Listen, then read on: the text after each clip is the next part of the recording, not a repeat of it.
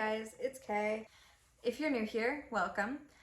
We cover true crime cases while doing our makeup, and if that's something that is of interest to you, I would love for you to join us. We post 1 or 2 times a week, and today we are covering the Orphaned on the Ocean case, which is also known as the Terry Jo Duperrault case. So I actually had thought that I filmed this one, but when I went to edit it, I realized that I had accidentally filmed a different case twice. So we're going to actually film this one this time. The discovery of Terry Jo Duperrault alone at sea was a stroke of luck. Nicholas Spakidakis, who is the second officer of the Greek freighter boat Captain Theo, was scanning the waters of the Northwest Providence Channel, which is a strait that divides 2 major islands of the Bahamas. He spotted something that caught his eye among the many boats in the distance. He focused on that dot and realized that it was a bit too big to be a floating piece of debris, but too small to be on another ship. He let the captain know, and when they pulled up beside the speck he had seen, they discovered a blonde 11-year-old girl floating by herself in a little lifeboat. But how did she end up here? Terry's story begins with her father, a prominent optometrist from Green Bay, Wisconsin, named Dr. Arthur Duperrault. He chartered the luxury yacht Bluebell from Fort Lauderdale, Florida, to the Bahamas for a family trip.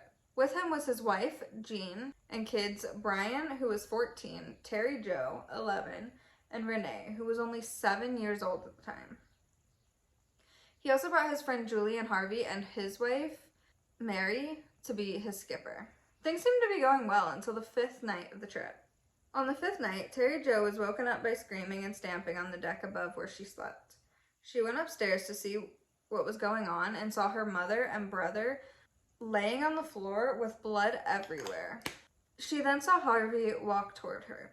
When she asked him what happened, he slapped her in the face and told her to go back below deck where she had been.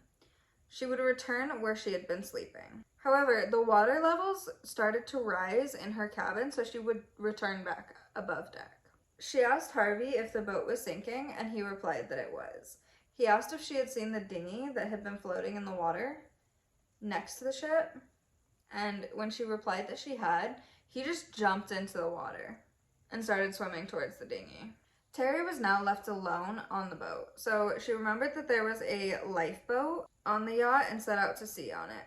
She had no food, water, or anything to protect her from the elements. She would spend 84 hours on the sea before being rescued by the Captain Theo.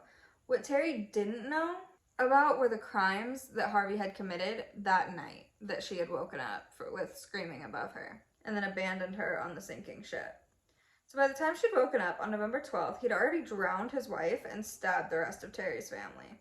It was assumed that he killed his wife to get the insurance payout and that Terry's father had witnessed this go down, so he killed him and the rest of the family. Then he sunk the yacht and jumped off to the dinghy while the only evidence was left to drown in the sea.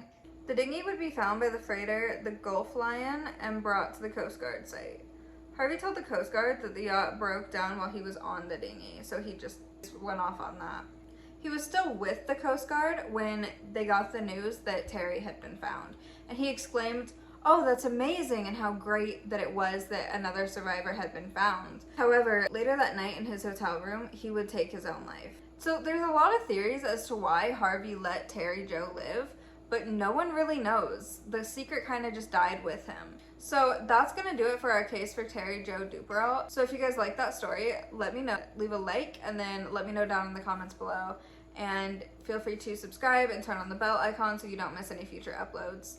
And I will see you guys in the next video.